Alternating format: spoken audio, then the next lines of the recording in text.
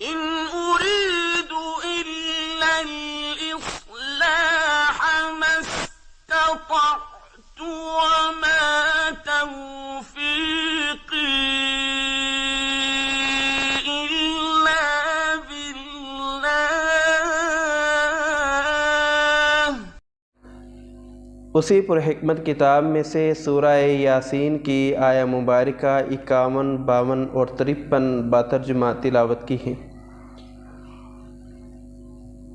ان آیات میں اللہ تعالیٰ نے قبر کا ذکر کیا ہے۔ کچھ لوگ اپنی میتوں کو دفن نہیں کرتے، اور کچھ مذاہب میں جیسا کہ ہندوازم ہے، میت کو، مرنے والے کو جلا کے راکھ کر دیا جاتا ہے، اور اس کی راکھ پانی کی نظر، سمندر کی نظر، دریا کی نظر کر دی جاتی ہے اور بہا دی جاتی ہے۔ اللہ رب العالمین نے اسلام کو دین فطرت بنایا ہے، اور دین فطرت کا یہ تقاضا ہے کہ اگر کوئی شخص فوت ہو جائے تو اسے جلایا نہیں جائے گا، اس کے ٹکڑے کر کے اسے سمندر میں بہایا نہیں جائے گا، بلکہ مرنے والے کی تدفین کی جائے گی اور اسے مٹی میں دفن کر دیا جائے گا۔ قرآن مجید کا جب ہم مطالعہ کرتے ہیں تو اللہ رب العالمین نے سیدنا آدم علیہ السلام کے 2 بیٹوں کا ذکر کیا ہے، حابیل اور قابیل کا۔ ایک بھائی قتل ہو گیا ہے، اور جو قتل کرنے والا ہے وہ پریشان ہے کہ اب میں اس کے جسم، اس کی باڈی، اس کی لاش کا کیا کروں۔ قرآن نے بڑی تفصیل سے ذکر کیا اور فرمایا کہ ایک کوے نے آ کے اسے طریقہ سکھایا کہ یوں زمین میں سے مٹی کھودو اور اپنے بھائی کو اس مٹی کے نیچے دفن کر دو۔ تو اگر کوئی شخص فوت ہو جائے تو فطرت کا اور دین اسلام کا تقاضا یہ ہے کہ اسے جلایا نہیں جائے گا، بہایا نہیں جائے گا، بلکہ اس کی تدفین کی جائے گی۔ اللہ کے پیارے پیغمبر جناب محمد الرسول اللہ صلی اللہ علیہ وآلہ وسلم نے جب غزوہ بدر کے بعد کفار کی نعشیں دیکھیں، کفار کے جسم دیکھے کہ وہ مردہ پڑے ہوئے ہیں، اور جنگ سے قبل اللہ کے پیغمبر نے فرمایا اے میرے صحابہ، کفار کا فلاں سردار اس جگہ پہ قتل کیا جائے گا، فلاں سردار اس جگہ پہ قتل کیا جائے گا، فلاں سردار اس جگہ پہ قتل ہوگا۔ صحابہ اکرام رضوان اللہ علیہم اجمعین کہتے ہیں کہ اللہ کے پیغمبر نے جس جس بندے کا نام لیا تھا اور جس جس جگہ کی نشاندہی کی تھی، وہ شخص اسی جگہ پہ ہم نے مرا ہوا پایا۔ اللہ کے رسول علیہ السلام نے ان مشرکین، ان کفار کی جسموں کو، ان کی لاشوں کو پاؤں سے پکڑ کے گھسیٹا اور ایک کنویں میں ڈال دیا، اور اوپر سے اللہ کے رسول نے مٹی ڈال دی، اور ساتھ ہی اللہ کے پیغمبر نے فرمایا یہ کفار اپنے انجام کو پہنچ چکے ہیں، جہنم میں یہ اپنا ٹھکانہ دیکھ چکے ہیں۔ اور اللہ کے پیغمبر علیہ السلام نے دیکھا کہ امیہ بن خلف، اس نے زرہ پہنی ہوئی ہے اور وہ مر چکا ہے، اس کی لاش، اس کا جسم گل سڑ گیا ہے۔ جیسے ہی اسے ہاتھ لگایا گیا کہ گھسیٹ کے اسے کنویں میں ڈالے تو اس کا جسم پھٹ گیا۔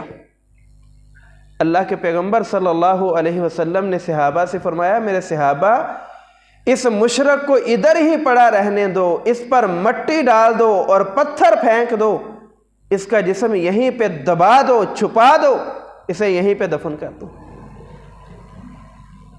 جب ایک مشرک کو، ایک کافر کو اللہ کے رسول علیہ السلام دفن کر رہے ہیں اور بتا رہے ہیں کہ یہ جہنم میں اپنا ٹھکانہ، اپنا انجام دیکھ چکے ہیں، تو سیرت رسول سے یہ بات معلوم ہوئی کہ کسی بھی شخص کو جلا دینا، بہا دینا، یہ اسلام میں جائز اور درست نہیں ہے۔ رسول اللہ صلی اللہ علیہ وسلم کے صحابہ شہید ہوئے، اللہ کے رسول کے صحابہ فوت ہوئے، آپ علیہ السلام نے اپنے صحابہ کو بقیع قبرستان میں دفن کیا۔ احد کے میدان میں شہید ہونے والوں کو اللہ کے رسول نے دفن کیا، اور جو طبی موت فوت ہو جاتا ہے اللہ کے پیغمبر علیہ السلام اس کی نماز جنازہ بھی پڑھاتے ہیں۔ کافر اور مشرک مرے گا تب بھی دفن کیا جائے گا، لیکن اس کے لیے بخشش کی، مغفرت کی، رحمت کی دعا نہیں کی جائے گی۔ اور مسلمان مرے گا تو اسے بھی سنت کے مطابق دفن کیا جائے گا، اس کے کفن کا، اس کے غسل کا، اس کے نماز جنازہ اور تدفین کا اہتمام کیا جائے گا۔ اللہ کے رسول علیہ السلام نے تدفین کا طریقہ امت کو بتا دیا ہے۔ جنازے کے مسائل بیان کرتے ہوئے رسول اللہ صلی اللہ علیہ وسلم نے امت کو یہ حکم بھی دے دیا، یہ تعلیم بھی دے دی، یہ طریقہ بھی سکھا دیا کہ جب تمہارا کوئی عزیز فوت ہو جائے تو تم اسے کیسے دفن کرو گے۔ اللہ کے پیغمبر صلی اللہ علیہ وسلم نے جو امت کو طریقہ بتایا وہ کیا ہے؟ سیدنا بشر بن خثامیہ رضی اللہ عنہ بیان کرتے ہیں، کہتے ہیں کہ ایک دن میں اللہ کے رسول علیہ السلام کے ساتھ تھا۔ آپ علیہ السلام کافروں کے قبرستان سے گزر رہے تھے اور آپ نے میرا ہاتھ یوں اپنے ہاتھ میں لیا ہوا تھا۔ کہتے ہیں جب ہم مشرکین کی قبروں کے پاس سے گزرے فقال رسول اللہ صلی اللہ علیہ وسلم سبق ہؤلاء خیرا کثیرا، اے میرے صحابی یہ مشرک مر گئے ہیں، یہ کافر مر گئے ہیں، یہ دنیا میں اپنے لیے خیر جمع کر کے جا چکے ہیں، دنیا میں انہوں نے فائدہ اٹھا لیا ہے، دنیا میں انہوں نے عیش و عشرت کر لی ہے، دنیا کی زندگی یہ اپنی مرضی سے گزار کے جا چکے ہیں، اب آخرت میں ان کے لیے کچھ نہیں ہے۔ کہتے ہیں ہم چل رہے تھے تو آگے مسلمانوں کا قبرستان آ گیا، تو اللہ کے نبی صلی اللہ علیہ وسلم مومنین اور مسلمانوں کی قبرستان اور ان کی قبروں کے پاس سے گزرتے ہوئے فرمانے لگے ادرک ہؤلاء خیرا کثیرا، اے میرے صحابی وہ مشرکین اور کافر دنیا میں فائدہ اٹھا چکے ہیں، لیکن جو مسلمان ہیں ادرکا انہوں نے اب خیر جمع کر لی ہے، ان کی اخروی زندگی اللہ کی نعمتوں سے بھرپور ہو چکی ہے۔ تو کیا پتہ چلا اس حدیث مبارکہ سے؟ اس حدیث مبارکہ سے یہ پتہ چلا کہ جو مسلمان فوت ہوگا اسے قبرستان میں دفن کیا جائے گا، لیکن ہمارے ہاں یہ جہالت ہے۔ پڑھے لکھے لوگ، صاحب علم لوگ، اپنے آپ کو علامہ اور مفتی اور پیر کہنے والے بزرگ، وہ کیا کرتے ہیں؟ ان کے مریدین کیا کرتے ہیں؟ ان کے چاہنے والے کیا کرتے ہیں کہ ہمارے پیر صاحب جس حجرے میں فوت ہوئے ہیں انہیں اسی حجرے میں دفن کیا جائے گا۔ یہ ہمارے مفتی صاحب کی مسند تھی، یہاں پہ بیٹھ کے وہ فقہ پڑھاتے رہے ہیں۔ اب ہم نہیں مناسب سمجھتے کہ انہیں عام لوگوں کے قبرستان میں دفن کیا جائے، مسجد اور مدرسہ کے ساتھ جو حجرہ ہے وہیں دفن کر دیا جائے۔ یہ خاصہ تو نبوت کا ہے کہ انبیاء علیہم السلام جہاں فوت ہوتے ہیں انہیں وہیں دفن کیا جاتا ہے۔ رسول اللہ صلی اللہ علیہ وسلم فوت ہوئے حجرہ عائشہ رضی اللہ عنہا میں، اختلاف ہو گیا کہ رسول اللہ کو کہاں دفن کیا جائے۔ اختلاف کا خاتمہ ہوا کہ نبوت کا خاصہ یہ ہے، انبیاء کی خاصیت اور ان کی صفت یہ ہے کہ انبیاء جہاں فوت ہوتے ہیں انہیں وہیں دفن کیا جاتا ہے۔ رسول اللہ صلی اللہ علیہ وسلم کو حجرہ عائشہ میں دفن کر دیا گیا، یہ خاصہ تو نبوت کا ہے، لیکن ہم نے کیا کیا؟ ہم نے اپنے پیر صاحب کو، اپنے مفتی صاحب کو، اپنے علامہ صاحب کو مسجد کے ساتھ متصل حجرے میں ہی دفن کر دیا۔ اللہ کے پیغمبر علیہ الصلاۃ والسلام نے عام مسلمانوں کے قبرستان میں مسلمانوں کو دفن کرنے کا حکم دیا ہے۔ ہاں، اگر کوئی بندہ شہید ہو جائے تو اسے اس کے شہادت والے مقام پہ دفن کیا جائے گا، جیسا کہ سیدنا جابر رضی اللہ عنہ کہتے ہیں کہ میرے والد بھی فوت ہو گئے، میرے ماموں بھی فوت ہو گئے، میدان احد میں شہید کر دیے گئے، میری پھپھی میرے والد اور میرے ماموں کی میت کو سواری پہ لاد کے مدینہ لے کے آ رہی ہے۔ اعلان کر دیا گیا کہ اے مسلمانوں، جو جہاں شہید ہوا ہے اسے وہی دفن کیا جائے۔ کہتے ہیں ہم نے دوبارہ سے سواری کا رخ احد کی طرف کر دیا اور وہیں جا کے ہم نے انہیں دفن کر دیا۔ تو اللہ کے پیغمبر علیہ الصلاۃ والسلام نے تدفین کے مسائل اور احکام سے امت کو آگاہ کیا۔ یہ ہماری سستی اور کاہلی ہے کہ ہم اپنی مرضی سے جو جی میں آتا ہے کرتے جا رہے ہیں۔ اللہ کے رسول علیہ الصلاۃ والسلام نے تدفین کے حوالے سے امت کو آگاہ کرتے ہوئے فرمایا کہ اپنی میت کو رات کی تاریکی میں دفن نہ کیا کرو، رات کے وقت اپنی میت دفن نہ کیا کرو۔ یہ منع نہیں، حرام نہیں کہ بندہ کہے کہ کلی طور پر منع کر دیا گیا کہ میت رات کے وقت دفن نہ کی جائے، لیکن اسلام نے یہ پسند نہیں کیا۔ ہاں، اگر کوئی عذر ہو تو میت رات کے وقت دفن کی جا سکتی ہے۔ رسول اللہ صلی اللہ علیہ وسلم نے دونوں چیزیں بیان کی، فرمایا لا تدفنوا موتاکم الا ان تضطروا الیہ، اے میرے صحابہ رات کے اندھیرے میں اپنی میتیں دفن نہ کیا کرو، ہاں مجبوری ہو جائے تو اپنی میت دفن کر سکتے ہو، جیسا کہ سیدہ فاطمہ رضی اللہ عنہا کو رات کے اندھیرے میں دفن کیا گیا۔ اور اللہ کے نبی صلی اللہ علیہ وسلم کے زمانہ میں بھی ایک دفعہ ایسا ہی معاملہ ہوا، ان رسول اللہ صلی اللہ علیہ وسلم ادخل رجلا قبرہ، اللہ کے نبی صلی اللہ علیہ وسلم کے زمانہ میں ایک شخص فوت ہو گیا، اسے دفن کیا گیا، لیلاً رات کے وقت دفن کیا گیا، اور اتنا اندھیرا تھا کہ روشنی کے لیے اسرج فی قبرہ ہی اللہ کے پیغمبر علیہ السلام اپنے صحابہ کے ساتھ ایک چراغ لے کے گئے، اس چراغ کی وجہ سے اس چراغ کے ساتھ میت کی قبر میں روشنی کی گئی۔ تو کوشش یہ ہونی چاہیے کہ میت کی تدفین روشنی میں دن کے وقت کی جائے اور ممنوع اوقات میں نماز جنازہ اور تدفین نہ کی جائے۔ ممنوع اوقات ہیں سورج طلوع ہونے کا وقت، زوال کا، اور سورج غروب ہونے کا وقت، اور ہمارے اکثر ایسے ہی ہوتا ہے۔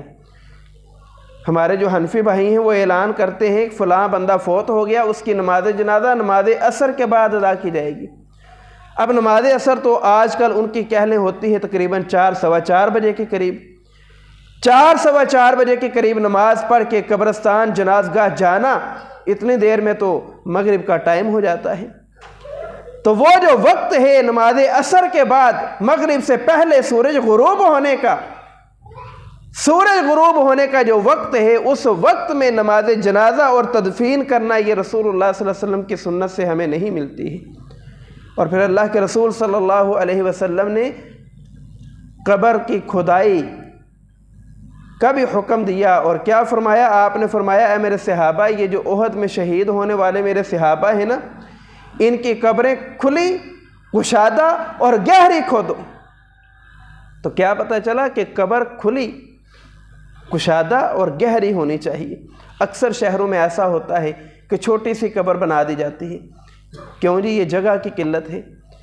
کوشش یہ ہونی چاہیے کہ قبر گہری بھی ہو، کشادہ بھی ہو۔ اور اللہ کے نبی صلی اللہ علیہ وسلم کے پاس صحابہ کا اللہ کے رسول احد میں شہید ہونے والے صحابہ کو کیسے دفن کیا جائے؟ آپ نے فرمایا ان کی قبریں کھلی، کشادہ، گہری کھودو، اور ایک قبر میں 2-2 3-3 صحابہ کو دفن کر دو، اور سب سے پہلے قبلے کی جانب وہ شخص، اس کی میت اس بندے کو رکھا جائے جو حافظ قرآن ہے، جو دین کا، قرآن کا علم رکھنے والا ہے۔ تو اللہ کے پیغمبر علیہ السلام نے قبر کی کھدائی کا بھی حکم دیتے ہوئے فرمایا کہ تمہارے مردہ، تمہاری میت، تمہارا عزیز جو فوت ہو چکا ہے، اس کی قبر کشادہ بھی ہو اور اس کی قبر گہری بھی ہو۔ پھر اللہ کے نبی صلی اللہ علیہ وسلم کی جو قبر مبارک بنائی گئی وہ لحد والی بنائی گئی، بغلی قبر جسے ہم کہتے ہیں۔ اللہ کے رسول علیہ السلام کے لیے یہ قبر تیار کی گئی، اور یہ قبر افضل ترین قبر ہے، یعنی کہ اس کا اللہ کے نبی صلی اللہ علیہ وسلم نے گویا کہ امت کو حکم دیا کہ آپ نے مردہ اپنی میت کو جب دفن کرنے لگو تو اس طرح قبر بنا کے تدفین کیا کرو۔ پھر اللہ کے نبی صلی اللہ علیہ وسلم نے میت کو قبر میں اتارنے کا طریقہ بھی بتا دیا۔ آج ہمارے ہاں یہ طریقہ یاد نہیں ہے۔ ہم کیا کرتے ہیں، جو نشئی ہے اسے کہتے ہیں تم قبر میں اتر جاؤ، یا وہی ان کاموں میں آگے آگے ہوتے ہیں، جو ورثاء ہوتے ہیں وہ پیچھے ہوتے ہیں۔ قرآن مجید میں سورۃ الانفال میں اللہ رب العالمین نے فرمایا وَأُولُو الْأَرْحَامِ بَعْضُهُمْ أَوْلَىٰ بِبَعْضٍ فِي كِتَابِ اللَّهِ، یہ حکم اللہ نے اپنی کتاب میں لکھ دیا ہے کہ رشتہ دار ایک دوسرے کے زیادہ حقدار ہیں۔ وراثت کے معاملات میں ہم ایک دوسرے کے زیادہ حقدار ہیں، پیسے کے لین دین کے معاملات میں ہم ایک دوسرے کے زیادہ حقدار ہیں، کاروبار کے معاملات میں ہم ایک دوسرے کے زیادہ حقدار ہیں، لیکن جب میت چارپائی اٹھانے کی باری آ جائے، تدفین کی باری آ جائے، دعا مانگنے کی باری آ جائے، نماز جنازہ پڑھانے کی باری آ جائے، تو پھر کوئی بھی آگے نہیں ہوتا۔ ہمیں آتی نہیں، ہمیں پتہ نہیں کیسے اور کیا کریں۔ اللہ کے پیغمبر صلی اللہ علیہ وسلم اس دنیا سے رخصت ہو چکے ہیں۔ آپ کو غسل دینے والے سیدنا علی المرتضیٰ رضی اللہ عنہ، فضل بن عباس رضی اللہ عنہ، یہ کون ہے؟ رسول اللہ کے رشتہ دار ہیں۔ اللہ کے پیغمبر کو لحد میں قبر میں اتارنے والے کون ہیں؟ سیدنا علی المرتضیٰ رضی اللہ عنہ، سیدنا فضل بن عباس رضی اللہ عنہ، رسول اللہ کے آزاد کردہ غلام ہیں۔ یہ کون ہیں؟ یہ رسول اللہ کے قریبی رشتہ دار ہیں۔ تو قریبی رشتہ داروں کو قبر میں اترنا اور اپنے عزیز کی قبر میں میت اتارنا یہ مسنون ہے، یہ رسول اللہ صلی اللہ علیہ وسلم کی سیرت سے ہمیں ملتا ہے۔ اور پھر اللہ کے پیغمبر صلی اللہ علیہ وسلم نے میت کو پاؤں کی طرف سے قبر میں اتارا ہے، میت کو پاؤں کی طرف سے، ہم قبلے کی جانب سے اتارتے ہیں۔ اللہ کے رسول نے میت کو پاؤں کی طرف سے قبر میں اتارنے کا حکم دیا ہے، اور رسول اللہ صلی اللہ علیہ وسلم کے زمانہ میں ایسا ہی ہوا ہے۔ پھر ہمارے معاشرے میں اتنی جہالتیں ہیں، کس کس جہالت کو بیان کیا جائے، اور صاحب علم اہل الحدیث لوگ بھی ان جہالتوں میں پائے جاتے ہیں۔ بیوی فوت ہو گئی ہے، خاوند بیوی کا چہرہ نہیں دیکھ سکتا، غیر محرم ہے۔ خاوند اپنی بیوی کی میت قبر میں نہیں اتار سکتا، غیر محرم ہے۔ یہ جہالتیں ہمارے معاشرے میں عام ہیں۔ خاوند فوت ہو گیا ہے، غیر محرم جی، اچھا غیر محرم ہے تو پھر عدت کیسی؟ غیر محرم ہے تو پھر ایک رواج ہمارے ہاں پایا جاتا ہے کہ عورت اپنے خاوند کی چارپائی کو کندھا دے کے گھر سے، دروازے سے، دہلیز سے باہر نکال دے، عدت ختم۔ اگر وہ غیر محرم ہے تو پھر عدت کیسی؟ عورت، خاوند، مرد یہ میاں بیوی ہیں۔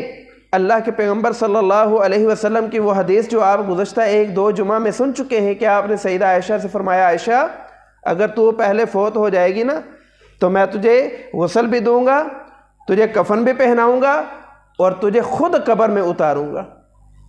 اللہ کے پیغمبر علیہ السلام کی سیرت چھوڑ کے ہم کہاں بہک رہے ہیں؟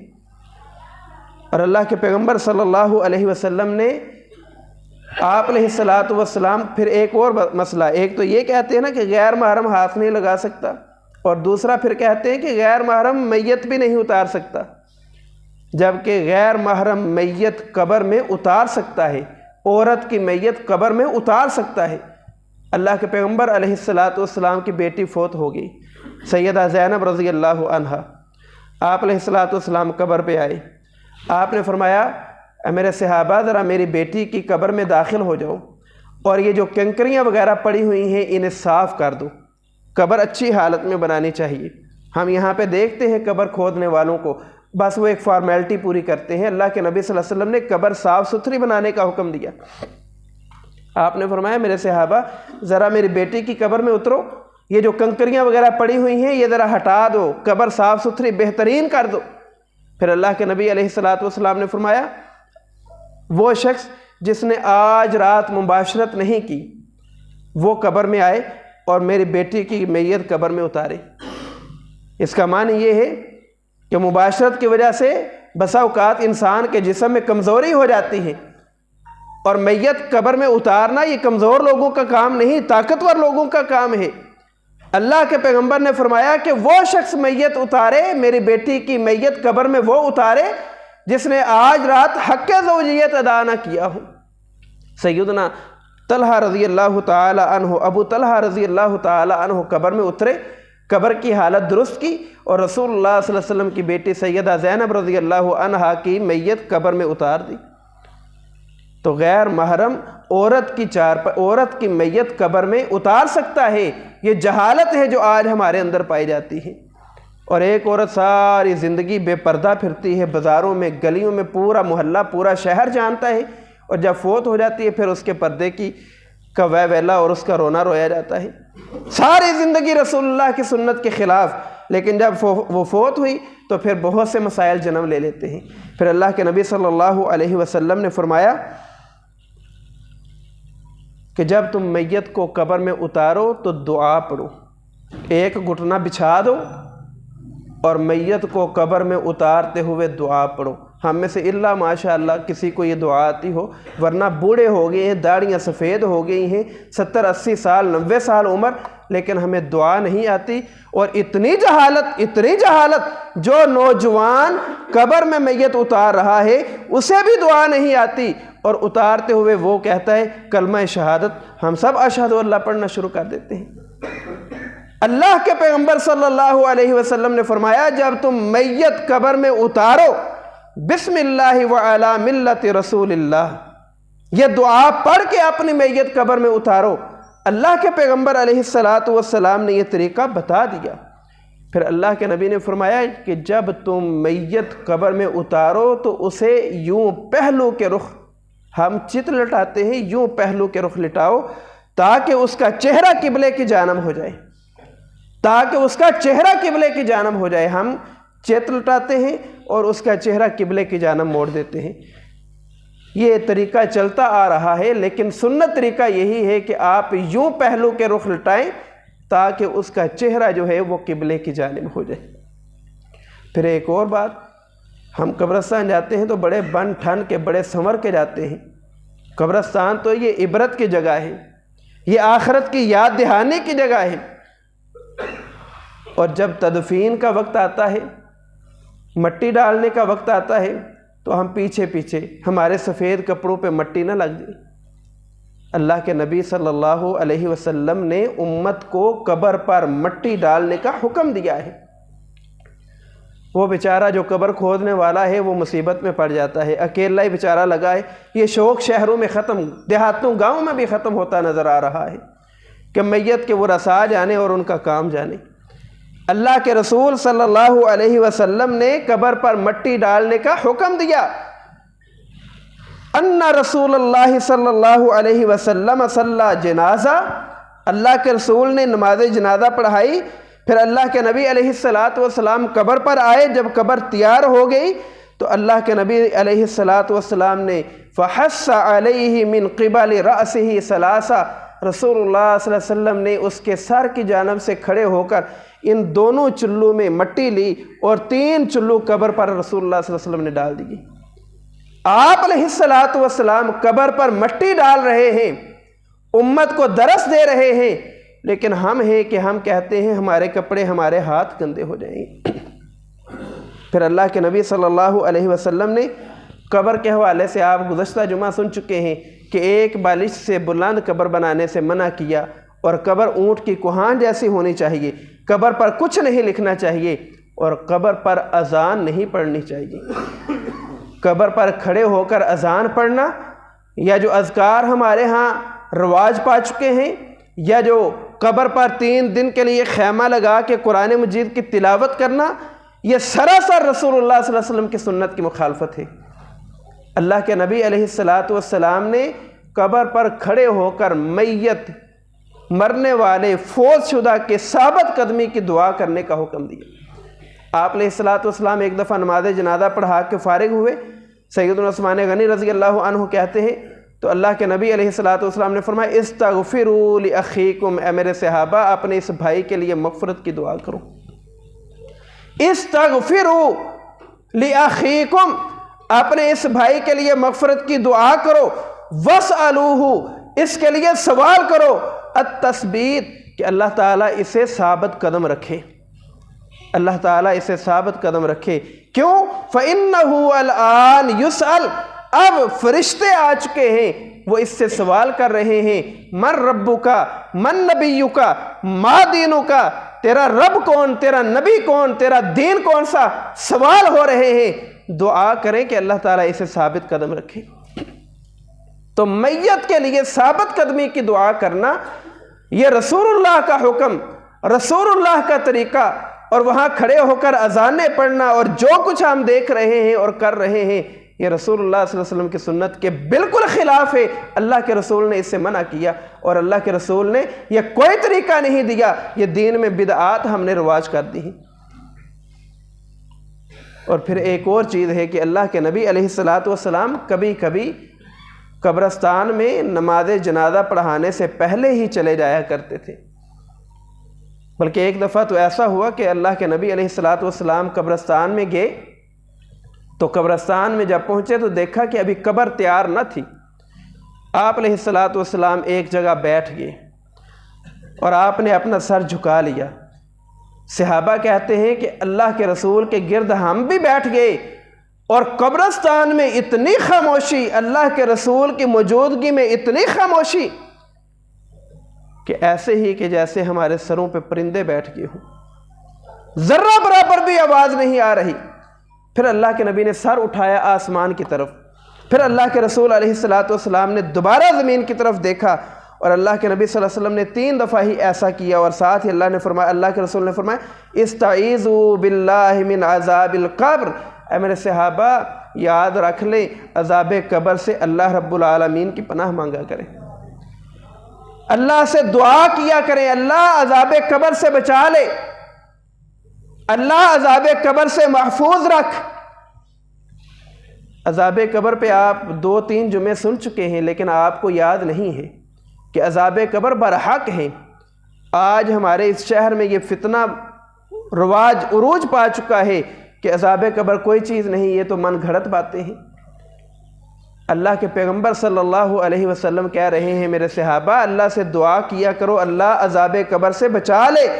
3 دفعہ اللہ کے رسول علیہ الصلوۃ والسلام نے فرمایا، پھر اللہ کے نبی نے 3 دفعہ ہی یہ دعا کی اور کہا اللہم انی اعوذ بک من عذاب القبر، اے اللہ میں محمد علیہ الصلوۃ والسلام تجھ سے دعا مانگتا ہوں کہ اللہ ہم سب کو عذاب قبر سے بچا کے رکھنا۔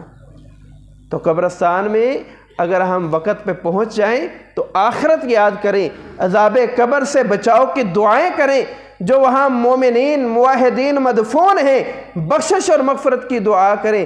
وہاں جا کے فضولیات میں مصروف ہو جانا یا جو کچھ ہم کرتے اور دیکھتے ہیں یہ اسلام کے منافی ہے۔ اللہ سے دعا ہے اللہ ہمیں عمل کی توفیق عطا فرمائے۔ وآخر دعوانا ان الحمد للہ رب العالمین۔